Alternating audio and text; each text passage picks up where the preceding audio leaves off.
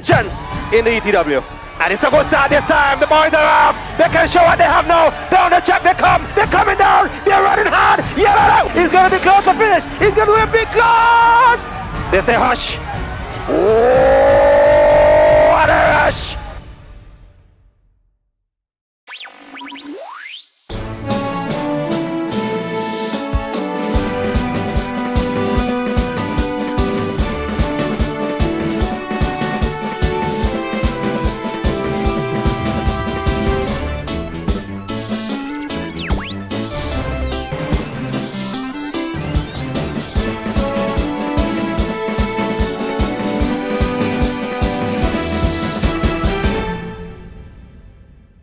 Good evening and welcome to the Nevis Newscast. Today is Tuesday, March 29th, 2016.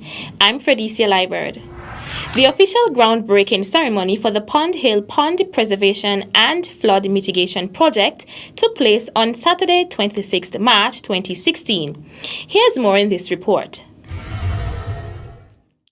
President of the Pond Hill Chickenstone Clegot Beach Road Community Club, Veronica Brandy, gave an overview of the project. The problem we are addressing are 1. Health as a result of mosquito-borne diseases, 2. Flooding as a result of non-functional drainage, grass and shrub cover, 3. Protection and preservation of pond life within the pond to sustain the pond's life.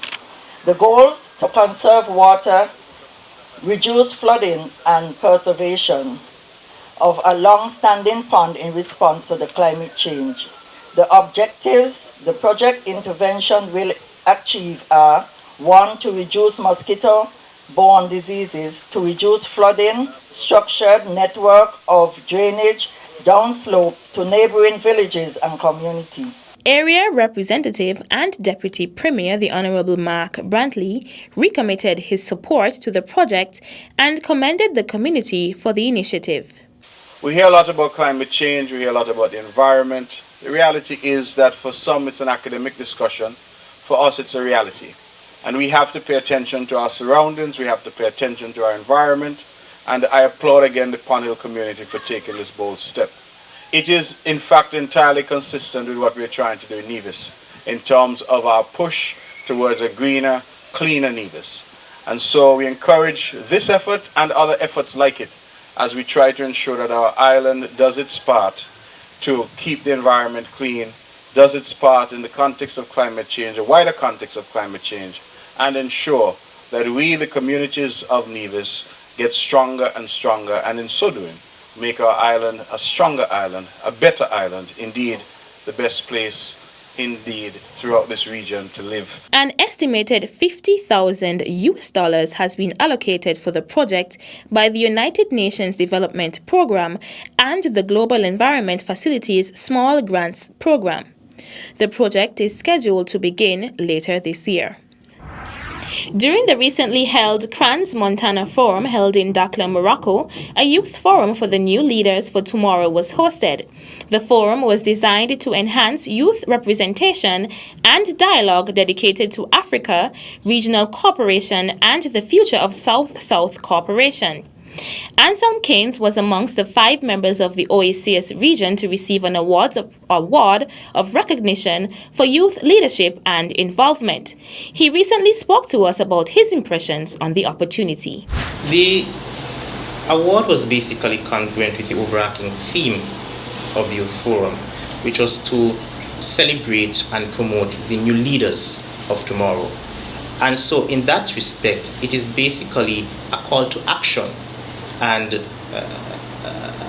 a certificate of responsibility for those of us who are at the forum to realize our significance and place to go back to our own countries and spur the sort of social change which we speak of at the Youth Forum. Now, that has evolved to the point that when we speak about renewable energy, it touches and concerns matters of economic diversification, more job opportunities for our people, and also more training opportunities for young people. And as I said previously, one of the things that struck me about Morocco was the exploits in terms of renewable energy development. Currently, they have under construction what is to become the largest solar farm in the entire world, which is going to cover over 6,000 acres of land, or 11.6 square miles. That's nearly half of Nevis, certainly about 1/3. And they have also constructed recently the largest wind farm on the African continent. Now, you would also know of some of our own exploits here in St. Kitts and Nevis in the area of renewable energy. I think our main international airport, the Robert Llewellyn Bradshaw Airport in St. Kitts, is powered by solar technology. We have also developed the first wind farm, commercial wind farm in the OECS. So I think what this provides is a perfect platform for St. Kitts and Nevis to collaborate with Morocco and other countries in the African continent that are much further ahead in terms of renewable energy development. Keynes, who said he relished the opportunity to participate in the forum, noted that he would do all he can to ensure that the broader society and youth in particular benefit from these types of forums. In the area of education, that is one avenue through which we can work more closely with each other. Scholarship opportunities for young persons to study in Morocco, observe the implementation of technology there and transplant it to their own societies. Vocational training is something which is very important for me because we have many young persons around here in Nevis who are not necessarily academically inclined but are very good on the technical side of things. And so this is a great medium for which they can develop their skill set. Also, one of the things which I would have noted in Morocco was the way they have been able to basically focus on water management and agricultural production, especially given the type of climate we're in. Of course, Africa is close to the desert. It's a very arid region. And so they have had to be particularly effective and efficient in terms of the preservation practices. They use more up-to-date technology in terms of micro-irrigation, etc. And here again is another avenue for our young persons who are interested in agriculture to also relate with the people of Morocco in terms of how they do certain practices, get some training, come back home, and also push industries here in St. Kitts and Nevis. Altogether, there were approximately 36 awardees representing in their respective countries. The award was presented at a special ceremony by esteemed civil rights leader Reverend Jesse Jackson, who also delivered inspirational remarks. Keynes, who described himself as a youth activist, encouraged other youths to get involved so as to make the entire society better. 1, 2, 1. The 16th annual Benty Weber Memorial Swim took place on Sunday, March 27th on Nevis. The swim, which is normally a cross-channel swim between Wally Beach on Nevis and Cockleshell Bay on St. Kitts, had to be adjusted this year because of poor weather conditions. A very strong current on race day forced officials to adjust the route, which saw swimmers swimming along Nevis' west coast from Wally Beach to Jessop's Beach in the vicinity of the Four Seasons Resort Mango's restaurant. This year, the race was a bit than the regular 2-mile swim and attracted the usual support from Ross University, as well as persons from across the Caribbean and as far as Europe. This year's winner was 16-year-old Matthew Hilmer from St. Louis, Missouri in the United States. This is my second time to Nevis, so. First time doing the swim? First time doing the swim, yes. I enjoyed it quite a bit. I saw a lot of sea life down there, and I was just enjoying myself out there. It was fun. I enjoyed it a lot. Valerie Gregoire, who was last year's overall winner, placed second and first for the female. Nice swim, really good. Yeah. A bit longer than across the channel, but we don't have the current in the way, so it was lovely. Lovely swim. One of the older persons on the swim came from the United States as part of a 10-person team. Glad to be swimming on the shore. It's a good swim, good time. Wish we could swim across the channel, but this will do. That was plenty of work, so thanks. First time? First time through. We have a group of 10 people from Dogfish from Maryland. So we had a good time. Thank you for having us. I'm 59, so I didn't win oldest, but I'm one of the older ones. So yeah, I'm 59 years old. 60 next month, so I'm almost there. So thanks, guys. We also spoke to one of the only Nevisians who entered the race, Romario Daniel, who did it for the first time and said the race was a challenge. First time. Hopefully next year I could do much better. I think I came pretty far to the back. as a Red Cross instructor, swimming instructor, I just wanted to, challenge myself to do the channel swim. They changed it to this, and so I just gave it a try, It's a good test, a good challenge, and for anybody who's interested in swimming and who can swim, I would encourage them to take the challenge and do the swim. The annual event is one of the major events on the Nevis tourism calendar, which continue to grow and attract an international sporting audience. Still to come, the patron this year for the event is Rainiel Atherton. She's a former student of the Cross Preparatory School. The details after this break. Tension in the ETW. And it's a good start this time. The boys are up. They can show what they have now. Down the track they come. They're coming down. They're running hard. Yellow out. He's going to be close to finish. He's going to be close. They say hush. Oh, what a rush.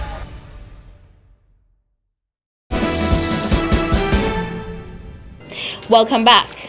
The Nevis Island Administration advises that assistance is available for students who are applying to colleges or universities to undertake studies in the fields of teaching in the area of mathematics, chemistry and physics, special education, technical and vocational education, nursing in the areas of community health, geriatric and intensive care, radiography, environmental health, civil engineering, and project management. Assistance is also available to qualify for tertiary certification as a nutritionist, biomedical technician, occupational therapist, physical therapist, water engineer, electrical technician, and pump technician.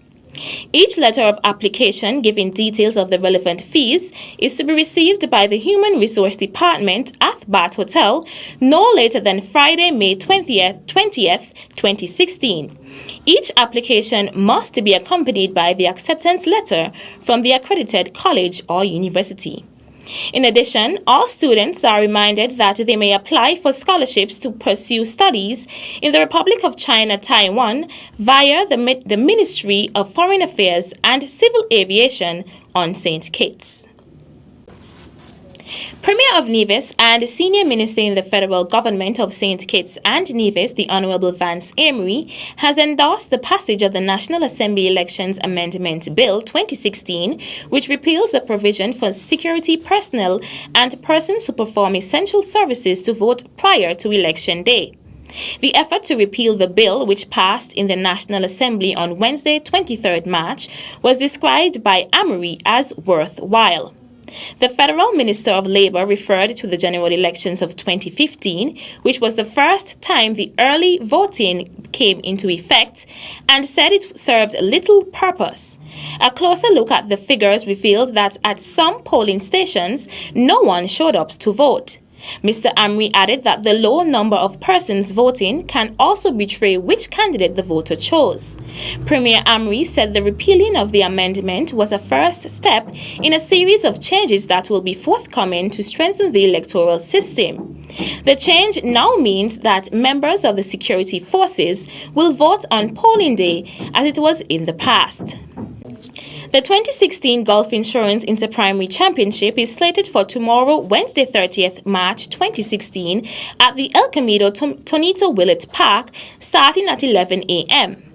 Education Representative Lawrence Richards took the time out to commend the coaches, as well as all those involved in preparing the athletes for the meet. The meet focuses a lot on the athletes, and so it's important that we big them up. They're our young future stars. They're stars already, yes, but they're the ones to watch for the future as well. But alongside them and supporting them and helping to prepare them, we have our hardworking coaches and other teachers and other parents who are working with them. It's important that we appreciate and publicly acknowledge the part that they're playing in ensuring the meet is successful. It's easy for us to overlook them, and so I want to take this opportunity to publicly express the department's and I believe the public's appreciation for the role that our coaches are playing in ensuring the success of the meet. Representative from the Education Department, Lawrence Richards. That's it for this evening's edition of the Nevis Newscast. Thank you for viewing.